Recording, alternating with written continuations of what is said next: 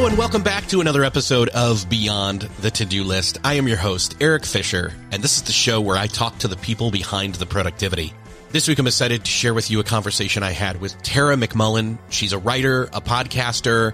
She studies small business owners, how they live, how they work, what influences them. She has a great podcast called What Works, and that's also the title of her brand new book called What Works, a comprehensive framework to change the way we approach goal setting. And I know you hear those words, goal setting, and you think, yeah, we've heard about that before. We're supposed to set goals. We're supposed to try to meet those goals. If we don't meet those goals, we learn from the process of not meeting them, and then we try again. Or we set new goals, we set better goals, we learn, we process, we move on, lather, rinse, repeat, etc. However, Tara has a different approach to goal setting, and I'm not even going to tell you what it is till we get into the conversation, because it's different, and it's helpful, and it's less rigid and more flexible, and honestly, more helpful for people who have been burned by setting goals in the past and tried to meet them and had them not work out, had it not be met. Or maybe you're a workaholic of some sort, but you just feel like that hustle culture mentality, even if it's just in your own head, isn't working for you. Or at times hasn't worked for you. Sometimes it does, sometimes it doesn't. I'm telling you, consider Tara's approach with her framework and see if you can't make some changes to the way you approach goal setting. I had an awesome time talking with Tara. I'm telling you right now, this is a top 10 productivity book in my mind. So I'm going to get out of the way and just say, enjoy this conversation with Tara McMullen. Well, this week, it is my privilege to welcome to the show Tara McMullen. Tara, welcome to Beyond the To-Do List. Well, thanks so much for having me, Eric. I'm excited to talk with another, you know what? I would call you a productivity podcaster, even though I don't know that you would maybe say that or claim that title, but I would think so because I have checked out your show, and obviously you've got a new book coming out, which is why I wanted to have you on, and it's called What Works, a comprehensive framework to change the way we approach goal setting. We have not talked about setting goals on this show for a very long time, but I really know, one, from going through the book and from your background, that this is going to be somewhat of a life-changing, dare I call it that? I think I am. It's going to be a life-changing kind of conversation, or at least the start of a path for some people, especially when it comes to goal setting. Because not only are you a podcaster, you're a writer, and you study small business owners and what they do, how they work, how they live, all of that in that world. Yet you're also kind of, or have been, and maybe a recovering perfectionist. That's not quite right. I think maybe more of a driven person. In other words, you've had kind of a toxic relationship in the past with goals. Can you talk a little bit about your background and your relationship with goals that led you to this book?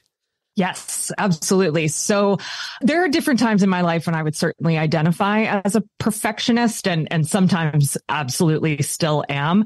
But the way I like to describe my relationship with goals is that I have never met a merit badge or a trophy or an accolade that I didn't want to go out and get. So I am the classic anxious overachiever who is always looking for that next hit of you're good enough, you're smart enough, and doggone it, people like you, right? And any kind of sort of material or tangible, concrete recognition of my success or my progress is just like catnip to me. I just want it. And I think there's a lot of different reasons for that. I think that in some ways it's who my parents brought me up to be. I think in a lot of ways it comes very naturally to me. And then as I talk about a lot in the book, I think there's a lot of cultural components to it that have, pushed me in that direction of always being the straight A student, always going after the next milestone on the horizon. But yeah, so the toxic part of it for me is that as someone who has a relationship with goals and merit badges like that, I often would go after that merit badge as an end goal, as the, like, when I achieve this, then I'll feel better about myself. When I achieve this, then I will have made it. Life will be easier, or whatever the thing might be. And in that process, often shortchanged my own critical thinking about what achieving that merit badge would either require from me or might take from me. And so I found myself at different points in my life, and especially since becoming an independent worker, a business owner, just really off the path that I wanted to be on. I found myself out of alignment with my values. I found myself in relationships that weren't working, or I found myself damaging relationships that I really valued because of my hyper focus on those goals, on the merit badges, on the trophies. You know, I talk about in the book as well, I've even been physically injured by these kind of goals, right? Because right around the same time that I started rethinking goals and productivity in my own life and work, I also developed a fitness habit, which has been wonderful because fitness is something that is so quantitative, right? I'm a runner, so I can see literally at the end of every run and really the whole time I'm running, I can see my pace, I can see my heart rate, I can see how many miles I've gone, that I've developed overuse injuries because I kept pushing toward a particular pace or toward a particular mileage instead of listening to my body or thinking more critically about my training program and, taking some time off.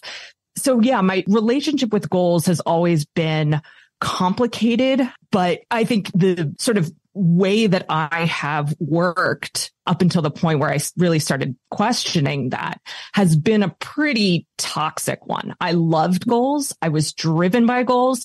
I wanted to set really big goals. And also those goals had a way of exhausting me, burning me out, getting me out of alignment, hurting relationships. And so it was just always this really kind of negative give and take between wanting to go after the goals and also dealing with the repercussions of going after the goals.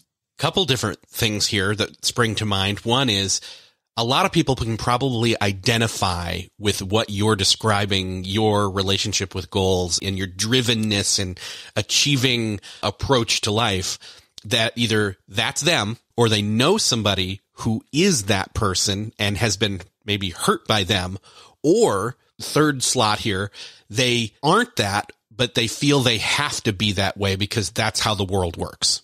Yeah, I would say there's even a fourth path in there too, which is people who see those overachievers like me and like some of the people I talk about in my book, and they think, oh my God, I never want to be that. Right? Like they're willing to buck cultural systems and economic systems and the job market and all of this to just not be so driven by merit badges and trophies. And hey, more power to them. But yeah, I think that we all have sort of a slightly different perspective on the way goals show up in our lives that is very much formed by our experiences in school, our experiences early in life with our families, our experiences in the wider job market and in the world of business, if that's where you find yourself. And those influences start to shape how we think about achievement, how we think about what our shoulds and supposed tos are, and then also shape sort of our kind of emotional stance toward those goals. Are goals something that make you feel validated, make you feel recognized, make you feel like you're worthy enough, that you're valuable and useful enough? Or do goals reinforce the ideas that you're not good enough, that you're not worthy, that you're not valuable enough to society? And so I think there's this whole system of influences that shape how we respond to kind of the cultural imperatives for growth and achievement. And it creates some really interesting patterns among different types of people. And in the book, you talk about all of that. We talk about how we've gotten to this point and, beside the fact that we are in this age where, for the most part, the most of us don't feel like we've got a lack. We've got more. We've got prosperity. We've got enough. And yet we feel like we've got to constantly not only aim for more, but achieve more. And it's kind of this new standard.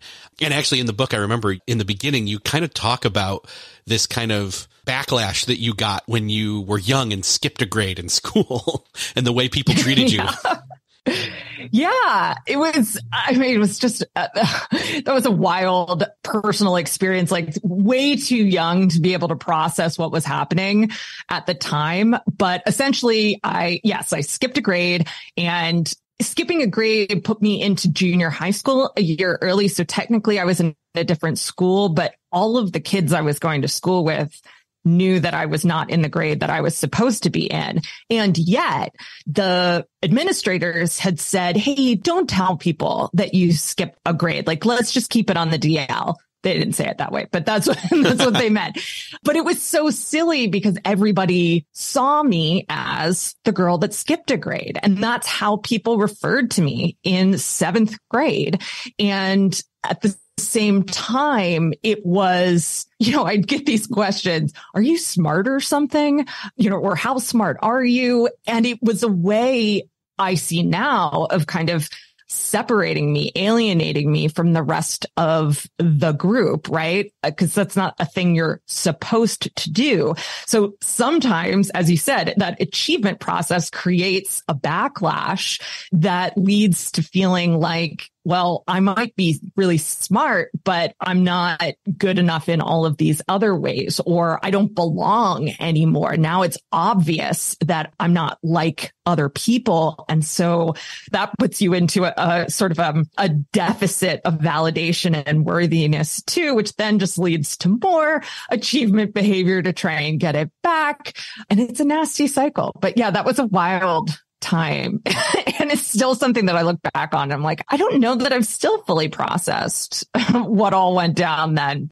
Yeah. Well, I mean, again, we write books to kind of have our therapy sessions in public. Yes, absolutely. Let's set the context here. I think the one other thing I want to ask is, obviously you've struggled with this. You've wrestled with this. A better way to put it is maybe you bristled at the external expectation. Meanwhile, all along, it kind of resonated with your internal kind of achievement drive that you naturally have, but you thought there's just something that doesn't feel right, that you're pursuing things, you're setting goals, trying to achieve them, but this can't be the way this works. What was the moment where you thought, no, you know what, I'm going to start to externally voice this concern or wrestle with this in public?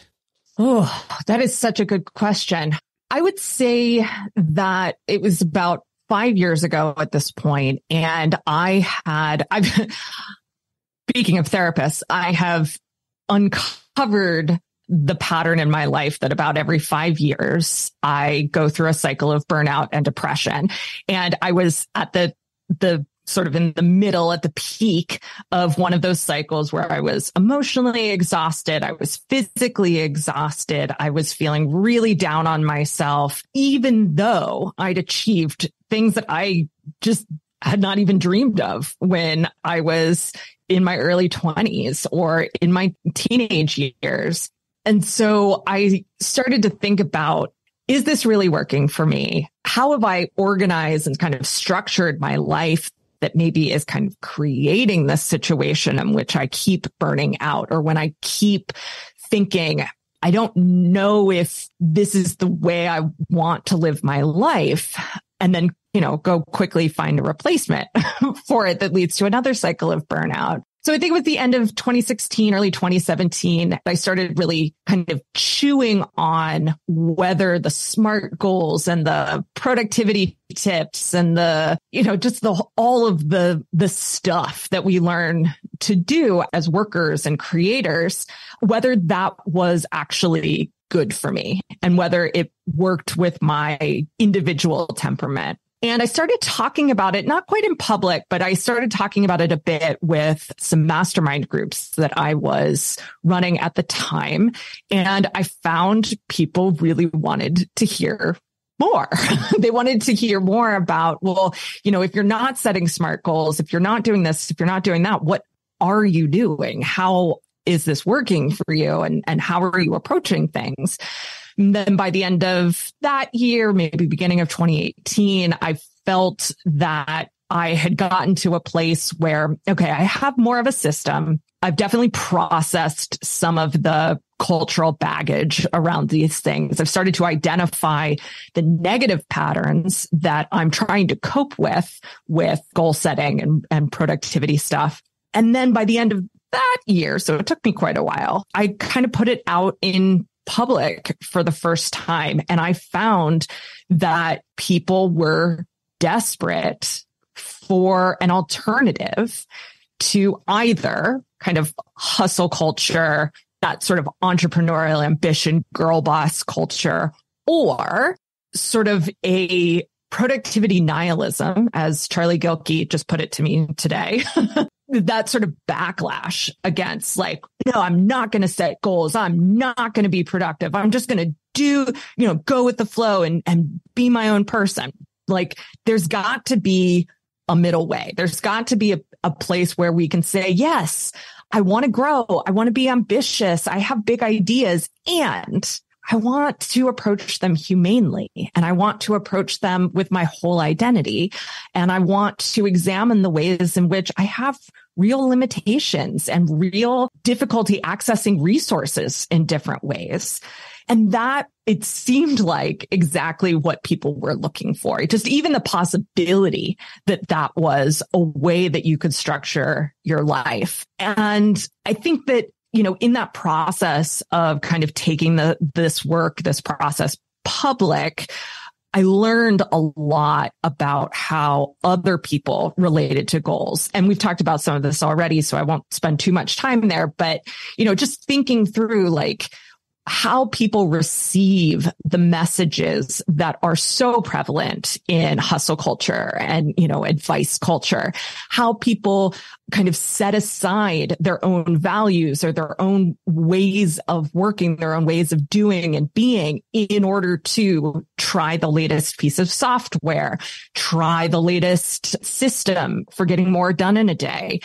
And all of that feedback sort of continued to drive me thinking about, well, how far can we take this? It's not just a system for goal setting. It's not just a productivity system. It's not just a planning system. What is the overall kind of philosophy behind this process? And so that feedback and that response was really huge for me because it served as sort of that initial bed of research that I really needed to take the process even further. So I'm not sure that I answered your question, but that's where I ended up. Well, and it may be hard to pinpoint, no, that's the moment I knew I must write this book. No, it may not be that simple. It's a progression. And in fact, that kind of shows that that's what it's supposed to be. In a way, that's what you're talking about here. It's not being part of hustle culture and it's not being part of productivity nihilism. In a way, I didn't have the clarity to say this back then when I started the show,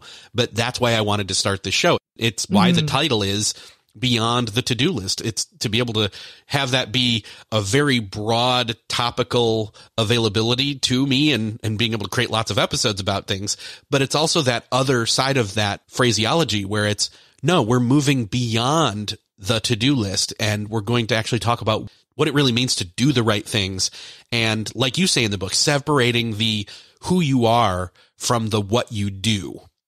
Yeah. So that was a very pivotal moment for me. So I was at the gym. I was listening to podcasts, as I do. I can remember the exact spot I was in the gym. I can remember, what I was doing, how the mat felt under my fingers. And I was listening to Jocelyn Kaglei's Hurry Slowly podcast. And the episode was all about this question that a healer asked her. And it was simply, who are you without the doing? And kind of felt my blood run cold in that moment. It's like, I have no idea who I am without the doing. Is there a person that's not the doing? And I stopped listening right then and didn't pick the podcast up again for years because I could not answer that question. And at first it was sort of an individual introspective kind of look at like, all right, who am I? How would I even talk about myself if I'm not talking about writing or podcasting or working out or running? And I just felt so stuck. Like I didn't even know how to talk about what I was thinking about. But when I finally started talking with other people about it, I realized that, while other people might have a clearer sense of who they are without the doing, it's also this sort of very open-ended question. And today I kind of think of the question almost like a koan, right? Like, so a question that leads to contemplation, but there is no answer. And so for me, that question has been this constant companion of thinking about, well, who am I without the doing? Who am I when I'm not a writer? Who am I when I'm not a podcaster? Who am I when I'm not a runner? What does it mean even to be a person, a being without those things? And so one of the concepts in just doing research around the subject that I came across that I really, really love is this idea of the network self. And this is an idea from a philosopher named Kathleen Wallace. And she talks about, how sort of original conceptions of the self were either a sort of psychological constant where, your mind is your mind from birth to death. And that is yourself. There's also the more biological, you are an organism and that organism is yourself. But Kathleen Wallace's idea is that we actually are a mix of identities, that we have layers and layers and layers of identity. And some of those identities absolutely have to do with the things that we do, right? The work that we do, the hobbies that we have, just the things that we enjoy doing. And other of those identities have to do with our relationships. So, I'm a wife, I'm a mother, I'm a daughter. Those relationships kind of create these identities for me. And then there's also just the things that are unique to me or different to me than, most other people. So, I have an identity of being an autistic person. I have an identity of being left-handed. That's really important to me. I have an identity of all these things that are specific to me and my lived experience internally. And that my conception of self isn't one thing, but in fact is all of these things networked together and the different ways that they play nicely or sometimes not play nicely together. That's who makes up me. And when I started to kind of incorporate that idea into the way I thought about the question, who are you without the doing? I found it just super liberating because I could be all of these different things. I wasn't looking for the one authentic self. I was looking for all of my different layers of identity and how those different things influenced or shaped the way I showed up in the world and the relationship that I had with myself. And that allowed me a much more expansive way of thinking about my work, thinking about what I want out of life, and thinking about what achievement, so much as I maybe still hang on to that a little bit, what achievement looked like for that networked self as opposed to the doing self that always has to be climbing the ladder. Yeah. And for me, I had never heard of this philosopher or this approach, and it was kind of enlightening to me. And I really want to encourage everybody, once they have the book, to dig in deep on this part, because I think it's really helpful, even as somebody who has thought a lot about and done work with like the Enneagram and other personality typing systems that each turn the object of yourself to a different angle and let you look at it a little bit differently. Mm-hmm. By doing this and having this network self, it allows you to not hold all of your worth on any one of them, but on, say, all of them. And that's a way to kind of exit out of what you call the validation spiral, where we get looped into this never ending cycle of the doing is who I am. Yeah, the doing is who I am, and the doing is what makes me worthy of relationships, makes me worthy of existing, right? I think especially, as a woman, but anyone holding any kind of marginalized identity in this world, we get all of these messages about having to prove ourselves. And I think, the message to prove ourselves is universal. That's a message of capitalism, right? And of meritocracy. You have to prove that you can move up the ladder, that you can be a valuable part of society. And so we tend, as you say, to kind of latch on to certain identities and use the external validation to support the way we see ourselves as those identities. So we end up saying yes to responsibilities and tasks and goals that reinforce that particular identity, but often at the expense of other identities, right? So I certainly have an identity as a business owner, as an entrepreneur. And if all I focus on is validation for that particular identity, I'm probably going to I'm going to work against my identities as a feminist, as a creator, as, someone who loves to just really think deeply about ideas. And I'm just going to chase money or chase business growth, which that's sort of the genesis of this whole thing in the first place.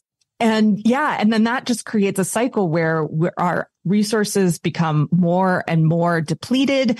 And it really creates a sense of self-alienation where you just feel like, that one identity has been sort of cleaved off of the other identities, and you're just that. And the whole rest of you is sort of waiting for you to remember that it's there. And it's a really unsatisfying kind of internal experience.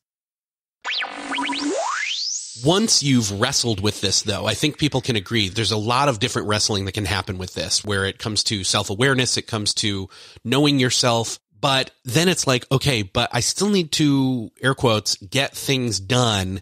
So how does this tie into setting goals and then actually achieving them? What's the perspective shift there? And I think before we go to that place of talking about what you talk about with practice and process, and in fact, in the book, that doesn't come till after the part I want to talk about first, which is understanding our capacity. And I love this because this is something I have heard from listeners specifically about in the past, that, well, I am not a business owner. I am not a this or I am not a that. Again, we could go to all those network selves and list them all off, but I am not most of those things. Mine are different. I'm not going to say that what I do doesn't matter, but I'm not in charge of a lot of things. I'm just trying to make sure my household and my day job and my relationships function, and my capacity is smaller than somebody else's. Yeah. I think understanding, well, I can't say that I understand capacity, but the shift in perspective on how much I can get done and what even just the tasks or projects that I can get done, that I have the resources for, has been absolutely huge for me, both in kind of like a intellectual, existential way, but also on a logistical day-to-day basis. So when I talk about capacity, what I'm really talking about is our access to resources. And resources are anything from like time, money, skills, emotional bandwidth, mental bandwidth. And there's a lot of variation in our access to those things. For some people, they have tons of time, but no money. Actually, I don't know many people that have that particular makeup, but it's a possibility, right? Other people have lots of money and absolutely no time. Some people are very strained with both time and money, but maybe they have an incredible skill. They have an incredible network of people around them. We all have this different sort of set of resources that are available to us.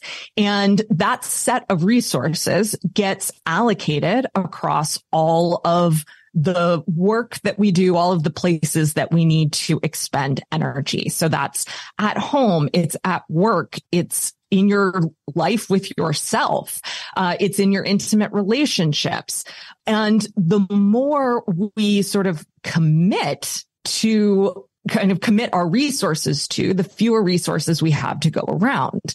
And so one of the big perspective shifts that I had in thinking about capacity was recognizing that I have very little access to some of the resources that are needed in my day-to-day life, in my day-to-day work. So one of those things is emotional bandwidth. For me, talking to people, not so much podcast interviews, but, doing client sessions, having a coffee date, whatever it might be, those times are very emotionally draining for me. So, and for my husband, They are absolutely not. So for my husband, the cost of that hour is just 1 hour of time. For me, it costs me the hour and it costs me a level of relational functioning that I won't get back for the rest of that day. It uses me up in that area. And so one of the things that I've had to realize about my own capacity is that limitation. And what does it look like what does my business need to look like? What does my relationship need to look like? All of these things. If I limit the availability I have to expend that resource. So for me specifically, that looks like, what does it look like to have absolutely no more than 5 calls in a week? How does my way of working, how does my business, how do my expectations need to shift? If that's the capacity limit I'm going to put on emotional bandwidth during my work week. And so that's a hard stop for me. The calendar won't allow more events than that to get scheduled. One of the awesomest benefits of automatic scheduling is the ability to limit things in that way. And so I put those hard limits on. I put soft limits on the same thing, right? Because it's not just my automated scheduler that's, cutting me off. I have to cut myself off. And so just being able to recognize, no, I can't. I do not have the resources to be on the phone more than 5 hours a week or to be on Zoom more than 5 hours a week. That's a hard line for me.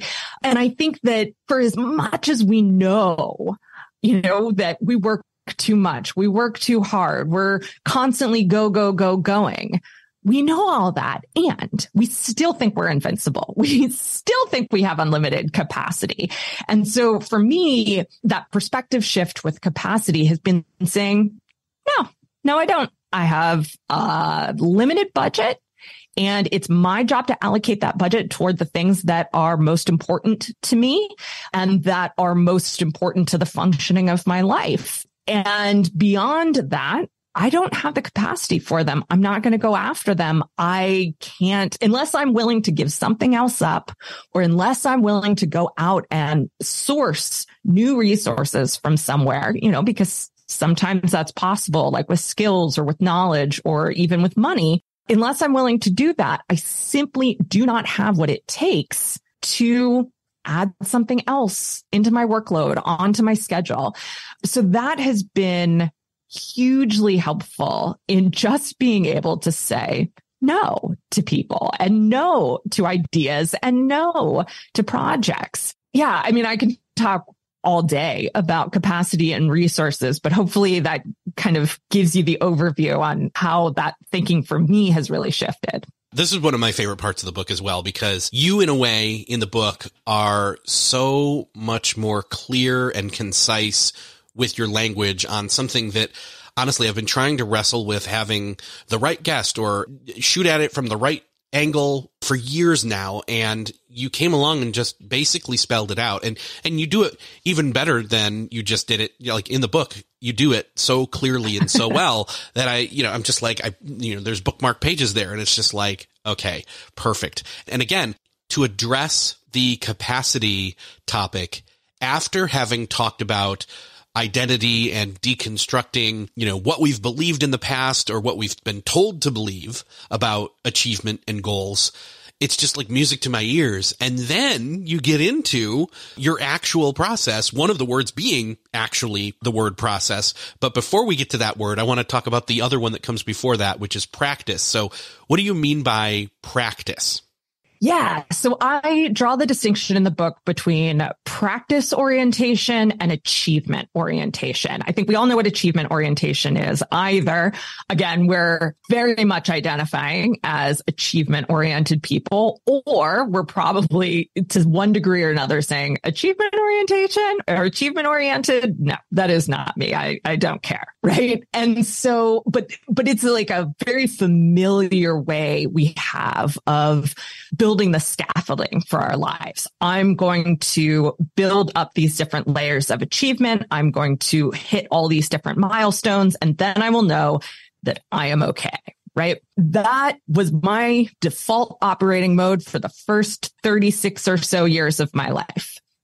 But when I sort of stepped back from the goal setting and the relentless push toward the next thing, I realized that a different way I could approach my work was through the concept of practice.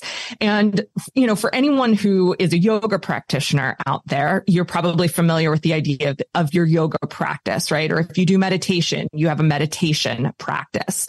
And this is practice not in terms of practice makes perfect, because it doesn't, but in terms of having a routine, having a habit, having a way of being present in whatever it is that you're doing in the moment, and coming back and doing the same thing the next day and the next day after that and the next day after that. So this sort of separation or difference between practice orientation and achievement orientation is, what if you start building out your plans, your business plans, your work plans, your family plans around practice instead of achievement, around being present, showing up in a particular way, doing a particular thing every day? How would that shift your sense of satisfaction? How would it shift the actual things that you do? And how would it shift your kind of approach, your relationship to growth, to yourself? For me, it's been 100% transformational. I used to be sort of a kind of productivity sprinter, right? Like I would go out of the blocks super hard and I could bang something out so fast. Like I've had people say to me, okay, Terry, you say this is going to take you about an hour. Is that an hour of normal people's time, or is that an hour of Tara time? Right. And so that was how I used to be. Now I still work pretty fast, but I don't ever sprint. I never sprint anymore. Now it's marathon pace all the time, right? Even it's slower than that. It's long run pace all the time. And so it's, for the podcast, it's what is the practice of podcasting look like? How do I keep it even and present and satisfying every single day when I sit down to work on the podcast? What does my relationship look like when I'm not just thinking about the next achievement, which might be, it might be getting married. It might be taking a vacation. It might be, whatever that next thing is that I'm trying to go out and get in regards to my relationship. What does a practice around that look like? What does showing up at a certain time of day or in a certain kind of way every single time I show up in that relationship with that sense of, the way I want to be, the person I want to be in that relationship, and just being very present and aware of what's happening in that moment? For me, I would say that I am more productive today than I've ever been because I'm more consistent, because I orient my whole life and work around this idea of practice. And I'm also more satisfied with the work that I do. The work that I do is of higher quality. My life is a better quality than it used to be. I feel better about myself most days than I used to. And so not only am I getting more done, I'm getting more of the right stuff done, and I'm feeling better about it. I have a better relationship to it. And I mean, you used the word life-changing earlier, and I am not one to be extravagant with my claims.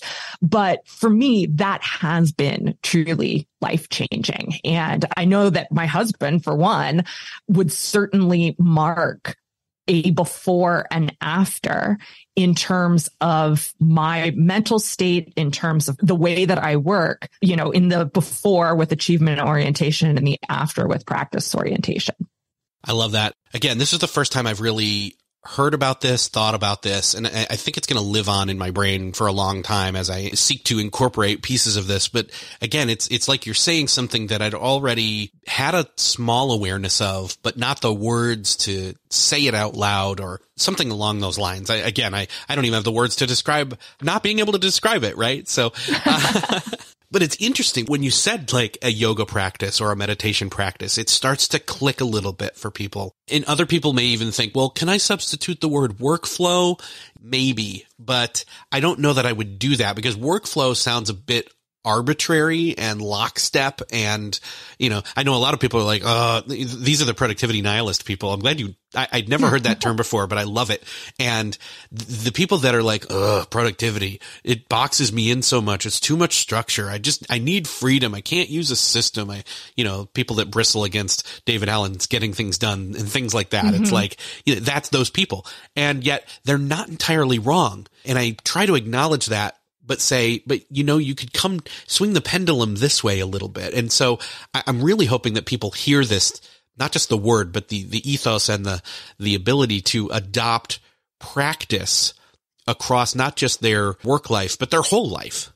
Yeah. It's funny that you bring up the productivity nihilists again here, because I think that the moment I knew that I was onto something with sharing this work and talking to people about this in different ways was when my friend Kate Strathman, who's an Enneagram 4, hates structure, hates to be, hemmed in by any kind of list or process. She said, this is helping me get organized. This is helping me do more of the things that I want to do. And I was like, oh, wow. Well, if it's working for you, I feel pretty good about putting this out into the world. Sometimes the concept of practice, I think, can feel equally like a constraint. To some people, it can feel equally like a workflow. But as you said, it's not just what you're doing. It's how you're doing it. It is the ethos behind it. It's the philosophy behind it. And so that presence piece, connecting everything in the practice to why you are doing it and how you are doing it, and just enjoying doing what you're doing. And I know that sounds like so fluffy, but for me, who is not a fluffy person at all, it really works. And it has really worked for transforming my relationship and my own work to all of the parts of my work that I don't love, right? Like I don't love answering email. I don't love doing administrative things. I don't love any of that stuff. But I decided in this process that I didn't want to outsource it anymore. I wanted to embrace it as a practice. And so for me, now I approach those tasks from a completely different perspective so that they're more likely to get done. I'm less likely to hate doing them. And I feel really good about just the practice of going into my inbox once or twice a day, of running, through my bookkeeping reports or whatever it is that I've got on my list that I don't love. Just approaching it from that practice perspective has completely changed my relationship to that. There's so much more in the book, and I know we're running short on time here. I do want to say that a couple of the things you touch on are behavior change and approaching, self-sabotage and follow through, all things that you would naturally would need to be talking about in terms of setting goals and achieving them. And I think the one other thing I want to touch on here real quick is just, you've also got this word process. And if you could touch on that just briefly, I'd love to kind of tie a bow on this. So process for me is an understanding of what all is involved in the work that's being done. I think another thing that's really common in an achievement-oriented shoulds and supposed tos sort of system is that the work is kind of this alienated task on a list. It's like, I'm doing this thing now, and then I've got to do this thing, and then I've got to do that thing. For me, process is really about understanding how any given task fits into its greater whole, how any given responsibility fits into the sort of larger identity around that, or the larger system in my life, and recognizing that as I go through the pieces of individual, discrete tasks, that I'm impacting an overall process. So I'm impacting the overall process of my podcast. I'm impacting the overall process of my relationship with my husband. I'm impacting the overall process of any of the different systems at work in my life or in my work, and kind of embracing that piece of it and recognizing how, doing this thing today makes the next thing easier tomorrow, or it impacts this other component of the process in a positive way. It's allowed more of the work to be more meaningful, more related to purpose and values. And so in that process has become more satisfying as well. So that at the end of the day, whether I've gotten everything done I thought I was going to get done, I feel satisfied with the work that I've put into it, or I feel satisfied at the end of the day that, whether it was a good day or a bad day, whether it was a high productivity or a low productivity day, I feel satisfied by the way I showed up in the process and in the practice, so that I can go to bed with a sense of completion or of readiness for the next day, as opposed to that sort of sense of lack or deficit that can often crop up when we're focused on to-do lists and when we're focused on these hyper-specific achievement-oriented goals. See, and that right there is that feeling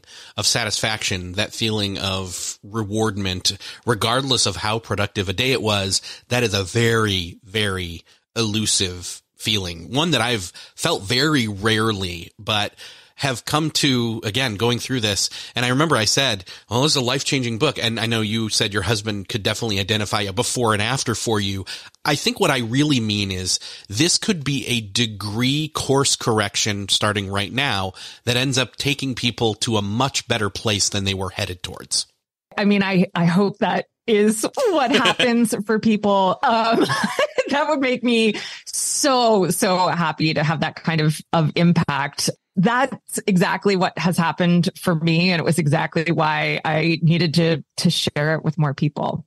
There's also a whole section in the book that we will not touch right now, which is great because it means there's more for people to dive into, all about projects and project briefs and how to start them, what the scope of them should be, and what the outcome should be. And again, all of that is going to be different now because you've walked through all the different steps of, again, identity and capacity and practice and much more. And again, stuff I mentioned earlier, like behavior change and where we get into the messy stuff of self-sabotage and everything. But it's such a good book. I really want people to go grab it. Let's point people towards where they can find out, 1, more about you, 2, more about your podcast, and then 3, where to grab the book. Sure. Well, you can find out more about the podcast wherever you're listening to Beyond the To-Do List. It is also called What Works. The book, again, is called What Works, and you can find that at explorewhatworks.com/book. Yes. explorewhatworks.com/book. And there's links there to Amazon, Target, Bookshop, your independent bookseller. Wherever you find books, you can find What Works. And then explorewhatworks.com is where to find me, sign up for What Works Weekly, my newsletter, and just continue to dig into the themes around the book and this conversation today. Awesome. Tara, it's been awesome talking with you. I definitely know you'll be back at some point on the show. So thank you so much for being here. Thank you, Eric. This was so much fun. Thank you. Well, that's another podcast crossed off your listening to-do list. I hope that you enjoyed this conversation with Tara McMullen like I did. Her book is amazing. You need to grab it. You can find the link in the show notes. You can find the show notes at beyondthetodolist.com. And I really do think this is a different enough approach on goal setting that it was refreshing. It felt easy to understand. It accommodates people that aren't high achievers, although she is one, and geared it towards that. It definitely feels like a holistic approach to goal setting, which I think is different than I've ever heard before. And again, I highly suggest this. This is a great book to grab now, kind of soak up into your brain, and then use as we head into the new year. If you found this conversation helpful, would you do me that favor and someone else that favor of sharing this episode with them? Just hit share in that podcast player app of choice, wherever you're listening to this right now. Let them know you were thinking of them and why you were thinking of them and how this can help them. And also, you can grab shortcast episodes of Beyond the To-Do List from Blinkist over at beyondthetodolist.com/Blinkist, Blinkist. Or if you can't remember that link, it's in the show notes for this episode. You can check those out. It's 7 to 10 minutes, the essence of the podcast, introed and transitioned by me in partnership with Blinkist. You're going to love it. Go check it out. Thanks for sharing this episode. Thank you again for listening, and I will see you next episode.